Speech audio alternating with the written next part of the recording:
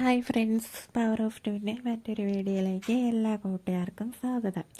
ഇന്നത്തെ ഞങ്ങളുടെ വീഡിയോ പണ്ട് കാലങ്ങളിൽ കേൾക്കപ്പെട്ടിരുന്ന ഒരു കത്തനാരെ പറ്റിയാണ്. കടമറ്റത്ത് കത്തനാർ. ഞങ്ങളുടെ വീഡിയോ ആദ്യമായിട്ടാണ് കാണുന്നതെങ്കിൽ please subscribe my YouTube channel the power of two. 9-ാം നൂറ്റാണ്ടിൽ ജീവിച്ചിരുന്നു എന്ന് കരുതപ്പെടുന്ന വൈദികനായ മാന്ത്രികനാണ് കടമറ്റത്ത് കത്തനാർ. കൊട്ടാരത്തിൽ ശങ്കുണ്ണിയുടെ ഐതിഹ്യമാലകളിൽ ഇദ്ദേഹത്തെക്കുറിച്ചുള്ള ഐതിഹ്യങ്ങൾ നൽകിയിട്ടുണ്ട്.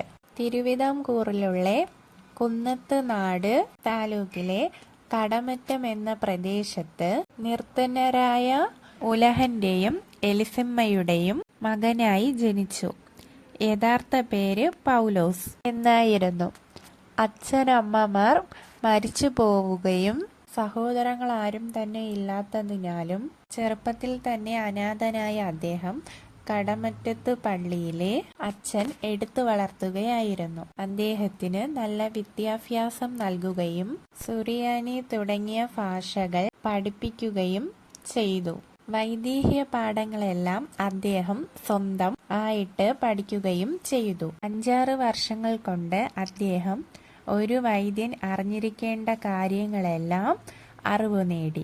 കത്തനാരച്ചൻ അയാളെ ഒരു യമശനായി വാഴിച്ചു. അദ്ദേഹത്തിന്റെ പ്രദേശവാസങ്ങളിലുണ്ടായിരുന്ന പ്രേതവാദ ഉപദ്രവങ്ങൾ, അപസ്മാരം, ഭ്രാന്ത് എന്നീ പ്രകാരമായ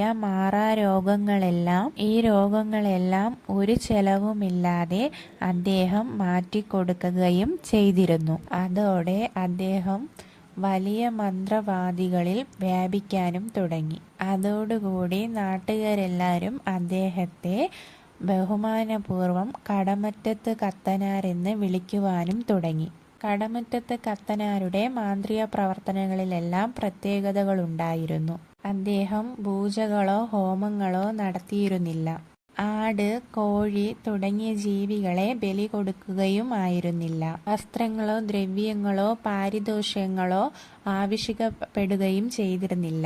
ഞാനൊരു മഹാമാന്ത്രികനാണെന്നുള്ള ഭാവവും അദ്ദേഹം കാണിച്ചിട്ടുണ്ടായിരുന്നില്ല. കടമറ്റത്ത് കത്തനാരുടെ ജനനം മരണം തീയതികൾ അജ്ഞാതമാണ്. അദ്ദേഹം ഒരു ഗുഹയിൽ കയറി അപ്രത്യക്ഷനായി എന്നാണ് അറിയപ്പെടുന്നത്.